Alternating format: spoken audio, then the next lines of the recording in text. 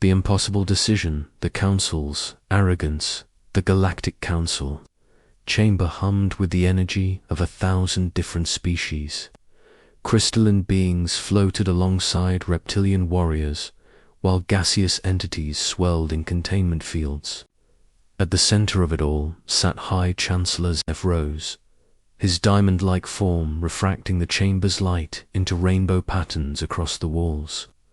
For 3 millennia, he had guided the Council through peaceful expansion across the galaxy. Today, that peace was about to shatter. Admiral Crix slammed his scaled fist against the holographic display, sending Earth's image spinning wildly. His yellow eyes blazed with frustration as he addressed the assembled representatives. The reptilian commander had conquered 17 systems without losing a single battle. Earth should have been nothing more than another footnote in his military record. They refused our generous offer, Crix hissed, his forked tongue tasting the air. These humans dare to reject the Council's protection. They claim they need no guidance from superior species. A murmur rippled through the chamber. Never before had a primitive species shown such audacity. The Council's expansion had always followed the same pattern: contact, negotiation, peaceful integration. Species that refused were given time to reconsider. Those that continued to resist faced military intervention. It was a system that had worked for millennia. Zephyros extended a crystalline appendage, and silence fell across the chamber. His voice resonated like wind chimes in a gentle breeze. The humans have had 6 months to consider our offer. Their response was ... unexpected. The main screen flickered to life, showing Earth's final transmission to the Council. A middle-aged woman with steel-grey hair and tired eyes stared directly into the camera. Her voice was calm, almost conversational, but something in her tone made several Council members shift uncomfortably. "We appreciate your offer," the woman said, "but humanity must respectfully decline. We prefer to chart our own course among the stars. We hope you understand." The transmission ended, leaving the chamber in stunned silence. General Thane, a towering insectoid warrior, clicked his mandibles in what his species considered laughter. "They hope we understand. These primitives still use chemical rockets to escape their gravity well. Their most advanced weapons are they possess no planetary shields, no faster-than-light communication network." "Exactly," Crix interjected. "They're defenseless. A single dreadnought could pacify their entire world within hours. We've analyzed their military capabilities. They're laughably obsolete." But not everyone in the chamber shared their confidence. Ambassador Lyra, a being of pure energy contained within a humanoid shell, pulsed with uncertainty. "Something troubles me about their response.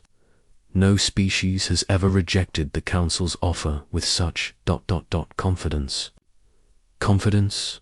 Crix laughed, the sound like grinding stone. "They're bluffing. What could they possibly have that we haven't already accounted for?" Deep in the chamber's archives, the Council's intelligence networks had catalogued every aspect of human civilization. They knew about Earth's armies, their weapons, their technology. They had infiltrated human communications, analyzed their military doctrine, mapped their defensive installations. By every measure, humanity was centuries behind the galaxy's major powers. Yet something nagged at the more cautious Council members. The humans had been remarkably quiet in recent months. Satellite imagery showed unusual construction projects, but nothing that suggested military significance. Scientific installations appeared to be expanding, but again, nothing that posed a threat to an advanced spacefaring civilization. Earth's hidden preparations dire. Alina Vasquez adjusted her glasses as she studied the quantum resonance patterns. On her screen, the underground facility beneath the Colorado Rockies buzzed with activity. But to any orbital observer, it would appear as nothing more than a geological research station. The deception had taken years to perfect, but it was about to pay off. "The Council's surveillance probes are still active," she told Commander Jake Morrison, who stood silently behind her. The former Navy SEAL had traded his combat gear for a scientist's lab coat, but his eyes still held the sharp focus of a warrior. "They're monitoring our communications, tracking our military movements, analyzing our defensive capabilities." Morrison nodded grimly. "Let them look. They're seeing exactly what we want them to see." The truth was that humanity had been preparing for this moment since the first Council probe appeared in Earth's solar system 18 months ago. While the alien visitors had believed they were conducting secret surveillance, human scientists had been studying them in return.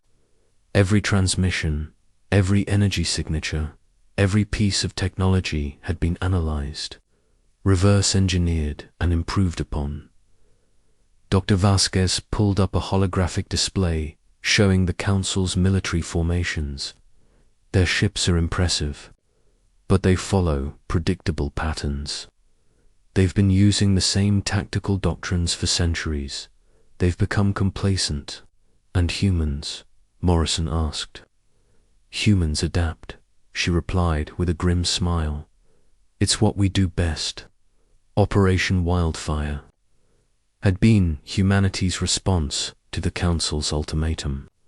While the aliens had been cataloging Earth's conventional military assets, human engineers had been developing something entirely different. Not bigger weapons or stronger shields, but weapons that thought differently, tactics that defied conventional logic. The project had drawn resources from across the globe. Scientists from MIT worked alongside engineers from Russia's weapons program. Chinese quantum physicists collaborated with Israeli defense contractors. For the first time in human history, every nation on Earth had united behind a single goal: survival. Morrison activated his communication link. "All stations, this is Wildfire Command. The Council has made their decision. Initiate Protocol 7. Across the globe, seemingly ordinary installations began to transform. Solar panel arrays reconfigured themselves into energy weapons. Communications. Satellites extended hidden weapon systems. Deep-sea mining platforms revealed their true purpose as launch systems for experimental weapons. The Council's sensors detected none of it. Their technology was more advanced, but it was also more predictable. They looked for energy signatures they recognized, weapon systems that matched their databases, military formations that followed established patterns. They never thought to look for a civilization that had weaponized its entire infrastructure. The vote for war back in the Council chamber. The debate had reached its climax. Admiral Crix stood before the assembled representatives, his reptilian features twisted with anticipation. "The motion is clear. Humanity has rejected our offer of peaceful integration. They must be brought into the fold by force." "But at what cost?" Ambassador Lyra's energy form flickered with concern. "We've never needed to use military force against such a determined species. There may be consequences we haven't considered." General Thane's compound eyes glittered with disdain. "Consequences from a species that hasn't even achieved interstellar travel. You worry too much, Ambassador. This will be a simple police action." High Chancellor Zephyros had remained silent throughout the debate, but now his crystalline form began to resonate with deep, harmonic tones. "The Council has always prided itself on peaceful expansion. We offer protection, technology, and guidance to lesser species. In return, They provide resources and labor to benefit the greater galactic community. Exactly, Crix agreed. And when they refuse, we help them see reason. The humans need our guidance more than most. They're still fighting among themselves, poisoning their own world, squandering their potential. But even as the Admiral spoke, something was changing in the chamber's monitoring systems. Deep space sensors were detecting unusual energy fluctuations from Earth's solar system. Not the crude fusion signatures they expected, but something else entirely. Something that didn't match any known technology in the Council's databases. Chancellor, a technician's voice crackled through the comm system. We're receiving some strange readings from the human homeworld. Energy patterns that don't match our analysis. Zephyros's crystalline form shifted, refracting light in new patterns. Explain. It's probably nothing, the technician replied. Maybe some kind of experimental power generation. Their science is primitive, but they do tend to create unstable energy sources. The explanation satisfied most of the council members, but a few exchanged worried glances. Species that had survived their own technological adolescence learned to be wary of the unexpected. There was something about humanity's confident rejection that didn't match their supposed technological limitations. The vote stands, Zephyros announced. All in favor of military intervention. Scaled hands, crystalline appendages, and energy forms rose throughout the chamber. The vote was nearly unanimous. Only Ambassador Lyra and a handful of others abstained, their doubts overruled by the overwhelming confidence of their peers. Then it is decided, the Chancellor declared. Admiral Crix, you will lead the subjugation fleet. Minimal casualties, maximum efficiency. The humans will be integrated into the galactic community whether they wish it or not. The fleet prepares. The Council's war fleet assembled in the darkness between stars, a collection of vessels that represented the pinnacle of galactic military technology. Dreadnoughts, the size of cities, hung in formation alongside smaller but equally deadly cruisers and destroyers. Each ship was a masterpiece of engineering, equipped with weapons that could crack planets and shields that could deflect stellar radiation. Admiral Crix stood on the bridge of his flagship, the Eternal Dominion, watching as the final preparations were completed. His reptilian features were calm, but his yellow eyes burned with anticipation. This would be his easiest victory yet, a simple demonstration of the Council's power to a species that had forgotten its place in the galactic order. Fleet status report, he commanded. All ships ready for hyperspace jump, his aide replied. Estimated arrival at Earth in 6 hours. Full sensor sweep shows no significant changes to human defensive capabilities. Excellent, Crix hissed. Begin. The jump sequence. Let's show these humans what happens when they defy the Council. The fleet entered hyperspace in perfect formation, leaving only the distortion of folded spacetime to mark their passage. In 6 hours, they would emerge in Earth's solar system and begin the systematic dismantling of human civilization. It would be quick, efficient, and utterly decisive. But as the fleet traveled through the twisted dimensions of hyperspace, something waited for them in the darkness between stars. Something that would make them question everything they thought they knew about humanity. Earth's final preparations. Dr. Vasquez stood in the command center, surrounded by displays showing the approaching Council fleet. Her team had been tracking their hyperspace signatures for hours, plotting their course and calculating their arrival time. Everything was proceeding exactly as they had hoped. They're coming in fast, she reported to Commander Morrison. Full fleet deployment, just like our simulations predicted. Morrison nodded grimly. They want to make a statement. Show us how outmatched we are we? Asked Sarah Chen, the brilliant MIT engineer who had joined the project 6 months ago. Her youthful appearance belied the deadly intelligence behind her creation of humanity's new weapons systems. That depends, Morrison replied, on whether they're prepared for what we've become.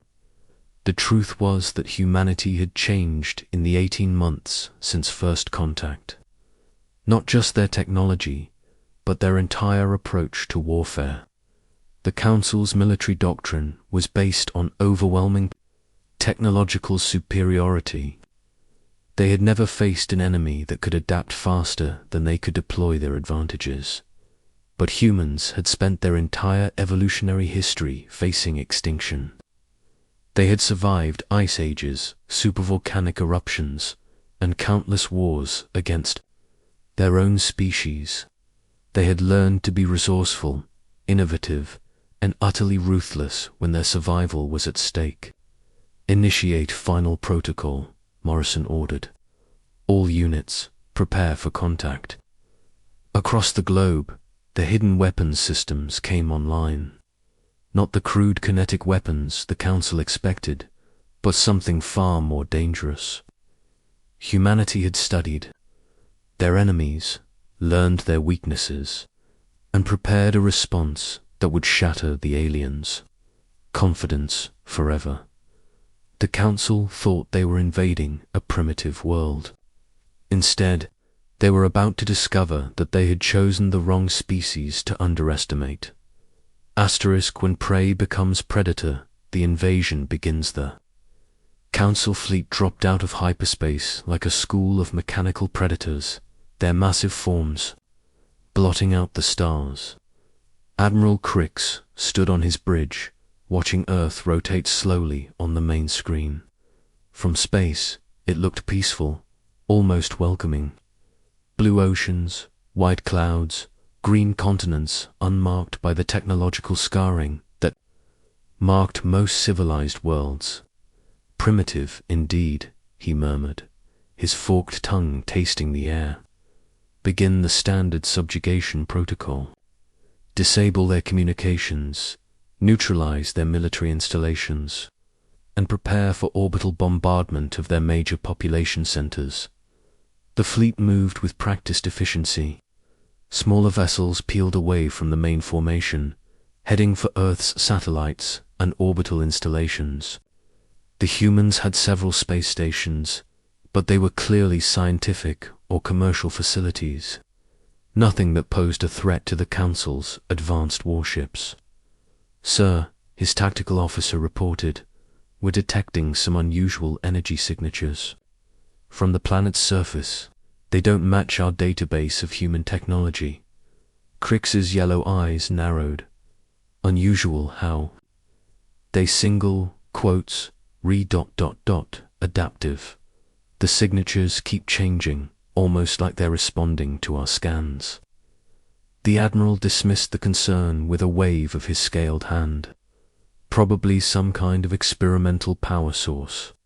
Focus on the primary targets. I want this over quickly. But even as he spoke, something was happening in the depths of space around Earth. The Council's sensors, designed to detect conventional weapons and energy shields, were missing something far more sophisticated. Humanity's new defensive systems weren't trying to hide from the alien scans. They were learning from them. The first strike the attack began with surgical precision. Council fighters swept down through Earth's atmosphere, their weapons systems, locked onto military installations, communication centers, and power grids. It should have been a textbook operation, the kind of swift decapitation strike that had worked on hundreds of other worlds. Instead, the fighters found themselves flying into a trap that defied everything they knew about warfare. The first sign of trouble came when Captain Zek's fighter squadron approached what appeared to be a standard military airfield. The complex showed no signs of advanced defensive systems, no energy shields, No anti-aircraft weapons that could threaten their superior technology. Easy target, Zek transmitted to his wingman. Beginning attack, run. But as his squadron dove toward the airfield, the ground itself seemed to come alive. What had appeared to be ordinary hangar buildings suddenly unfolded like mechanical flowers, revealing weapon systems that didn't match any known technology. Energy beams lanced upward, not the crude plasma weapons the Council expected, but something entirely different. The beams struck Zek's fighter and seemed to simply turn it off. No explosion, no structural damage, just the complete shutdown of every system aboard the craft. The fighter plummeted toward Earth like a dead weight, its pilot frantically trying to restart systems that no longer responded to his commands. What the hell was that? His wingman screamed over the com. Before anyone could answer, the ground-based weapons fired again. This time, the beams seemed to reach into the fighter's computer systems, turning their own weapons against them. Zek watched in horror as his squadron's ships began firing on each other, their targeting systems compromised by something that shouldn't have been possible. The hunters become hunted in the Colorado Command Center. Dr. Vasquez watched the tactical displays with grim satisfaction. The Council's first wave was being systematically neutralized, their advanced fighters either disabled or turned against their own forces. The quantum disruption fields are working perfectly, she reported to Commander Morrison. Their ships are designed to resist energy weapons and kinetic impacts, but they have no defense against having their own systems turned against them. Morrison nodded, his expression cold. Phase 2, initiating now, across Earth's surface. Installations that had appeared to be civilian infrastructure began to reveal their true purpose. Solar farms reconfigured themselves into massive phased array systems. Wind turbines transformed into launch platforms for swarms of adaptive drones. Even the planet's communication satellites were now revealing hidden weapon systems. But the most shocking transformation was happening in Earth's cities. Ordinary buildings were unfolding to reveal defensive systems that had been hidden in plain sight. Office towers became missile batteries. Shopping centers opened to reveal fighter craft that didn't match any known human design. Even residential neighborhoods were contributing to the defense, their rooftops bristling with weapons that had been disguised as everyday equipment. Admiral Crix watched the battle reports with growing disbelief. His supposedly primitive enemy was not only fighting back, but winning. Entire squadrons of Council fighters were being disabled or destroyed by weapons that shouldn't have existed. How is this possible? He demanded. Our intelligence indicated they had no advanced defensive systems. They didn't, his intelligence officer replied, his voice shaking. At least, not when we last scanned them. These systems, ... they're new, built in the last few months, and they're unlike anything in our databases. The revealed truth, the truth was becoming clear to the Council forces, but it was almost too incredible to believe. Humanity hadn't just prepared for invasion, they had revolutionized the concept of warfare itself. While the Council had spent centuries perfecting their technology, humans had spent the same time perfecting their ability to adapt. They had studied the aliens' weapons, learned their weaknesses, and developed countermeasures that turned the Council's own advantages against them. Sarah Chen's voice echoed through the command center as she coordinated the defense. Remember, we're not trying to match their technology. We're trying to make their technology irrelevant. And that was exactly what was happening. The Council's energy weapons were being absorbed and redirected.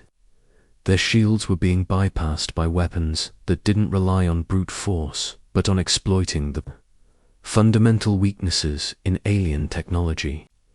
Their advanced targeting systems were being turned against them by electronic warfare techniques that made their own ships fire on each other. But perhaps most shocking of all was the realization that this wasn't a desperate last stand. The humans had planned for this moment, prepared for it, and were now executing a defensive strategy that was not only effective, but elegant in its simplicity. The ground war, as the air battle raged above, Council ground forces began their assault on Earth's major cities. This, at least, should have been straightforward. The humans had armies, but they were equipped with chemical weapons and conventional explosives. Against the Council's powered armor and energy weapons, they should have been helpless. Instead, the ground forces found themselves facing an enemy that fought like nothing in their experience. General Thane led the assault on what the humans called New York City, confident that his warriors could pacify the urban center within hours. His forces were equipped with the finest military technology the galaxy had to offer, and they had conquered dozens of worlds using the same tactics. But as they advanced through the city streets, they found themselves fighting an enemy that refused to follow the rules of conventional warfare. Human soldiers seemed to appear from nowhere, strike with devastating effect, and then vanish back into the urban landscape. But more disturbing was the fact that the city itself seemed to be fighting back. Buildings that had appeared to be ordinary structures revealed hidden weapons systems. Subway tunnels became launch platforms for surprise attacks. Even the city's infrastructure was being used as a weapon, with traffic lights and electronic signs providing targeting information for human defenders. They're using their entire civilization as a weapon, Thane reported to Admiral Crix. Every building, every street, every piece of technology has been weaponized. But the most shocking discovery came when Council forces captured a human military installation. Instead of the primitive weapons they expected, they found technology that was clearly derived from their own systems. The humans had been studying captured Council equipment, reverse engineering it, and improving upon it. The moment of realization, High Chancellor Zafaros received the battle reports in his crystalline chamber, his diamond-like form refracting light in patterns that reflected his growing concern. The invasion that was supposed to be a simple police action had become a full-scale war, and the Council was losing. "Explain to me," he commanded, his voice resonating with harmonic frequencies that made the air itself vibrate, how a primitive species has managed to neutralize our most advanced military technology. Admiral Crix's image flickered on the communication screen, his reptilian features twisted with frustration and fear. "They've been preparing for this, Chancellor, not just for months, but for years. They've studied our technology, learned our weaknesses, and developed countermeasures that make our advantages meaningless." "Impossible," General Thane interjected from his position in the burning ruins of what had once been Manhattan. "No species develops that quickly. It takes millennia to advance from primitive to advanced warfare, unless Ambassador energy form pulsed with a new understanding. They were never primitive to begin with. What if we were wrong about them from the beginning?" The truth was becoming clear to the Council leadership, but it was a truth that challenged everything they thought they knew about galactic civilization. Humanity wasn't a primitive species that had stumbled into space. They were a species that had spent their entire evolutionary history fighting for survival, and they had learned to adapt faster than any other known civilization. The counterattack commander Morrison stood in the command center, watching as Earth's defensive systems systematically dismantled the Council's invasion force. But defense was only the first phase of humanity's response. Now it was time for the counterattack. All units, initiate Hunter Protocol, he ordered. Across the globe, launch systems that had been hidden beneath the surface began to activate. But these weren't conventional missiles or energy weapons. They were something far more dangerous, adaptive systems that could learn and evolve during flight. The first wave of Hunter drones emerged from concealed launchers, their sleek forms accelerating toward the Council fleet with impossible speed. But as they flew, they were analyzing the alien ships, learning their weaknesses, and reconfiguring themselves for maximum effect. Dr. Vasquez watched the tactical display with satisfaction. The Hunters are performing beyond expectations. They're not just targeting the ship's weapons and engines. They're learning the aliens' command structures and targeting their decision-making systems. Meaning what? Morrison asked. Meaning, they're going to turn the Council's own command hierarchy against them. And that was exactly what happened. The Hunter drones penetrated the Council fleet's defenses not through brute force, but by exploiting the rigid command structure that had served the aliens so well for millennia. They infiltrated the fleet's communication systems, learned the command codes, and began issuing orders that sent the alien ships into chaos. The final revelation as the Council fleet began to disintegrate under the assault of humanity's adaptive weapons. Admiral Crix made a desperate decision. He opened a direct communication channel to Earth's surface, hoping to negotiate a surrender before his forces were completely annihilated. "This is Admiral Crix of the Galactic Council," he transmitted. We were wrong about your species. We underestimated your capabilities. We are prepared to discuss terms for withdrawal." The response came from Dr. Vasquez, her voice calm and professional. "This is Dr. Alina Vasquez, representing the United Earth Defense Force. We appreciate your offer, Admiral, but we're not interested in negotiations." "Then, what do you want?" Crix demanded. "We want you to leave our solar system immediately, and never return. We want the Council to understand that Earth is not available for conquest, and we want every species in the galaxy to know that humanity is not prey." The transmission ended, leaving the Council fleet in stunned silence. They had come to conquer a primitive world, and instead had encountered a species that had revolutionized warfare itself.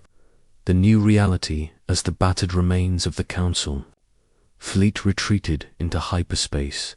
Humanity began to consolidate its victory. The invasion had lasted less than 24 hours, but it had changed everything. The galaxy now knew that humans were not the primitive species they had appeared to be. Dr. Vasquez stood in the command center, watching the last of the alien ships disappear into hyperspace. "They'll be back," she said quietly. "Maybe not the Council, but others. The galaxy is full of species that see conquest as their right." Commander Morrison nodded grimly. "Then we'll be ready for them. We've proven that adaptation beats technological superiority. Now we need to make sure every potential enemy knows it." But even as they celebrated their victory, both humans knew that this was just the beginning. The galaxy had seen what humanity could do when threatened, and that knowledge would spread. Some species would be deterred by Earth's display of power. Others would be inspired to try their own luck against the upstart humans. The age of humanity's isolation was over.